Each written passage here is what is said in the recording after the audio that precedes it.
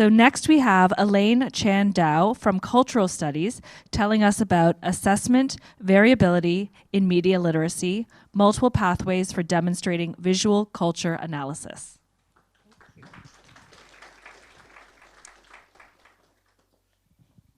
Thank you for having me. It's an honor to be part of this showcase amongst many really seasoned educator here.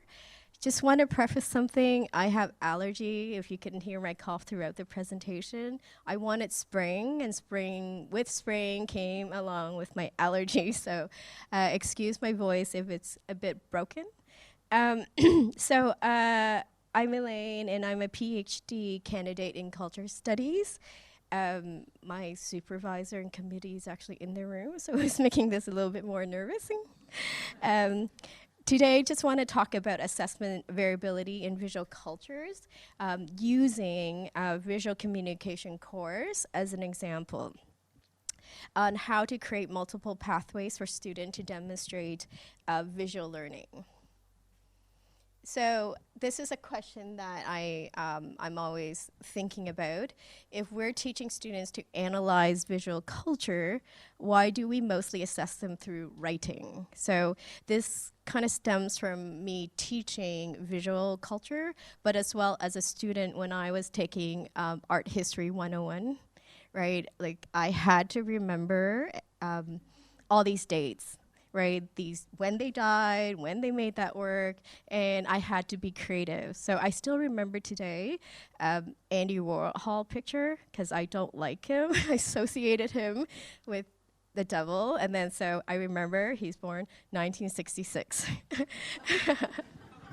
So that's a way I had to, I have really bad memory, but that's a way that I had to learn how to memorize is associating to either something I really like or something I dislike in this case.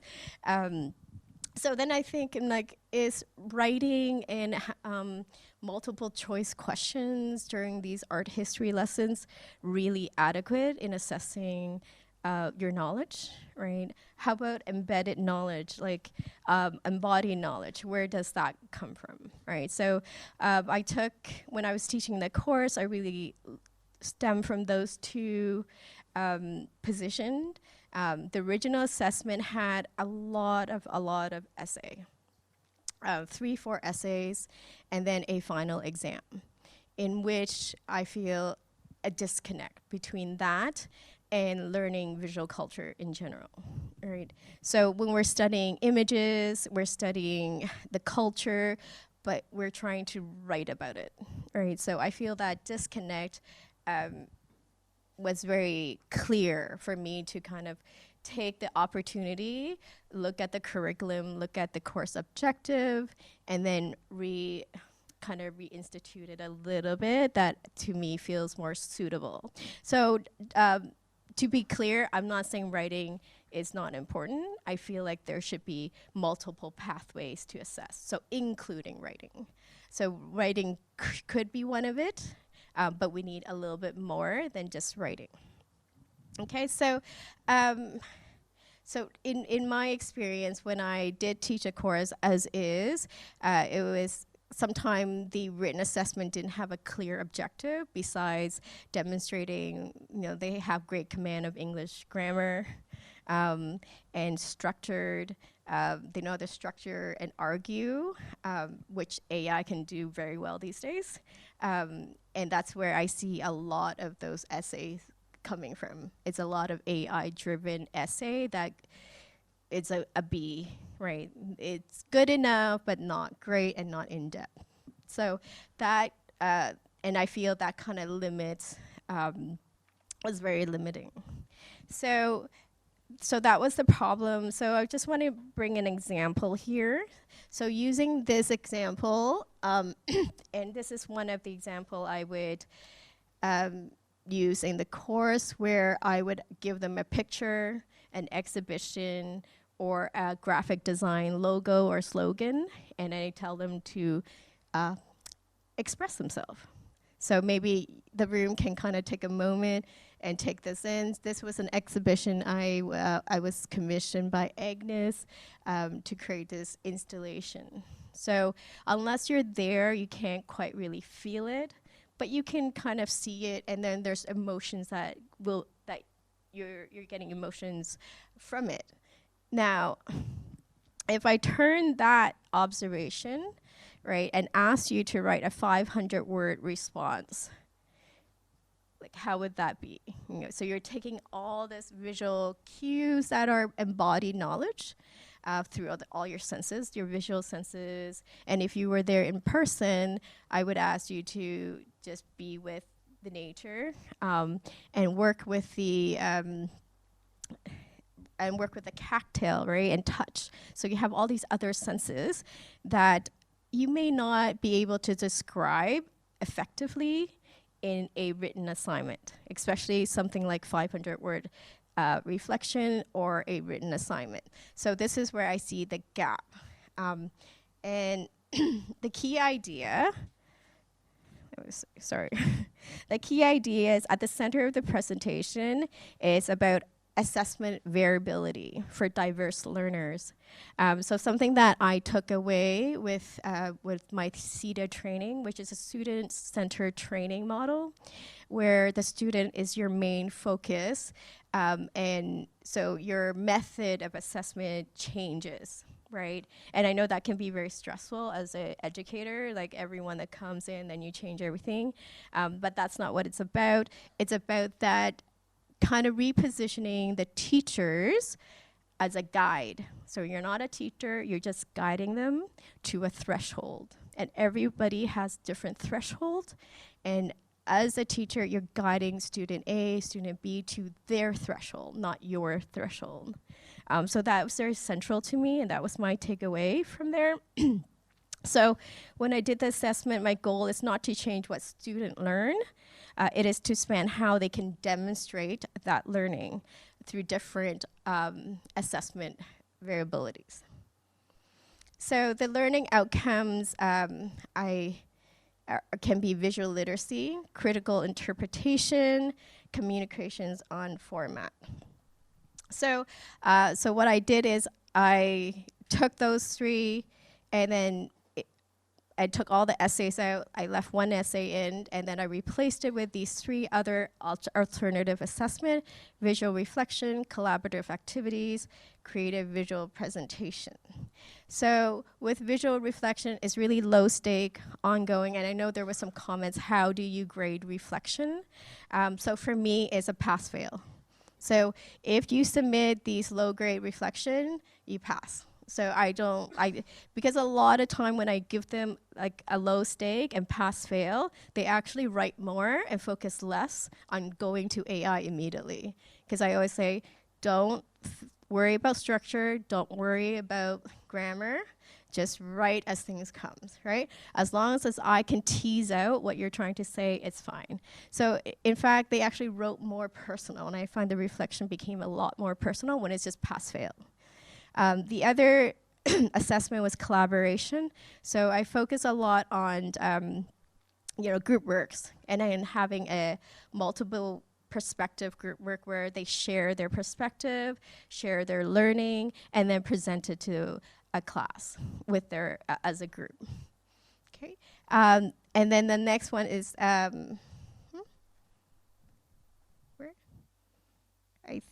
something wrong? Okay, and then lastly, I think there's something wrong. Oh, sorry. Lastly, there is a creative visual presentation. This was their final assessment, where they have to combine one of the topics, or you pick one of the topics they learned during the term, create a visual concept analysis along with a very short description, like a written description on what they did and the theory that they're applying to this project. And then at the end, it was really great result, right? Because this was the final assessment where they showed and demonstrate their learnings. So when students actually wanted to critique social media and the influence on beauty culture and how stressful and how that gives anxiety. And what he did was he coded and created a filter on Instagram and then broadcast it. So that was his response to that project. And along with that, he created like a 500 word just talking about that and relating it back to it. So what my finding was that there was more engagement, participation was almost at 95%. So everybody showed up to class. There was little pass-fail grading. So people say, if I come to class, I participate, I get that mark. Right, so that encouraged them to come to class. Also, a lot of students email me saying, you know what, I didn't think I would like your class, actually, at the beginning. And then I end up loving your class, and it's one of my favorite class. We learned a lot, we talked a lot, and I knew a lot more that I didn't know before. So, and also, I find that all the submission was stronger with nuanced analysis versus an AI response analysis. So there are challenges to that model, and one thing is scaling. So I don't know how to apply that. Maybe some of you can share your experience. How do you apply this to a class of 200, right, with lots of TA? So that's something that I'm looking into or trying to get feedback from, is how do you scale this to a bigger class size? Consistency is another thing. If you have TAs, then there's a multiple people reviewing, so how do you keep that consistent, right? So I know there's rubrics, but rubrics, even within rubrics, there's biasy. So how do we so those two are the things that I'm still trying to look into. Maybe I can open that up during the Q&A as a discussion point. Thank you for your time.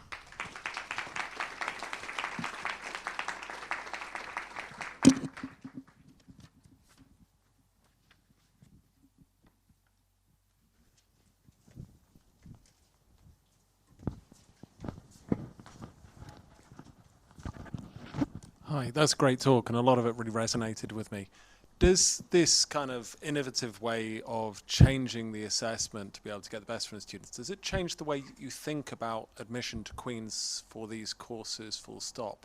Because of course we're grading at high school certain GPAs to enter a course, and the modality changes. We might be excluding students actually who might be highly competent, who don't match the grades that aren't actually required competencies for your courses.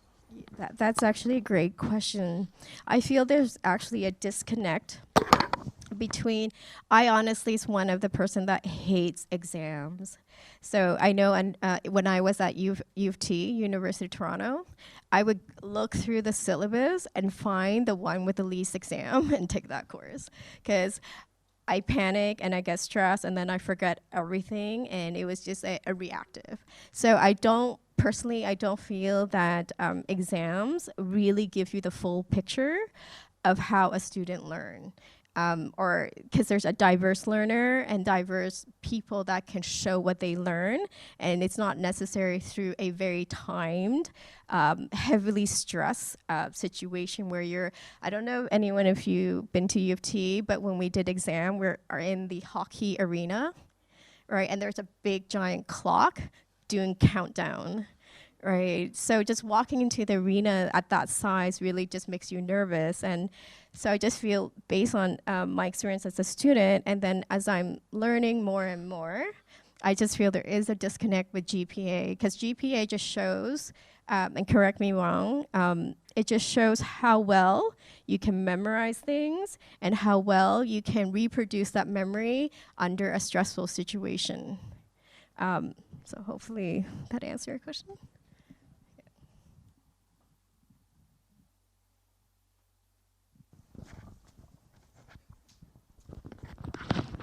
I apologize because I don't have a fully formed question, because actually this presentation, along with several others, is just making me think a bit differently. So apologies if it's not really a question, but more sort of my thought halfway through.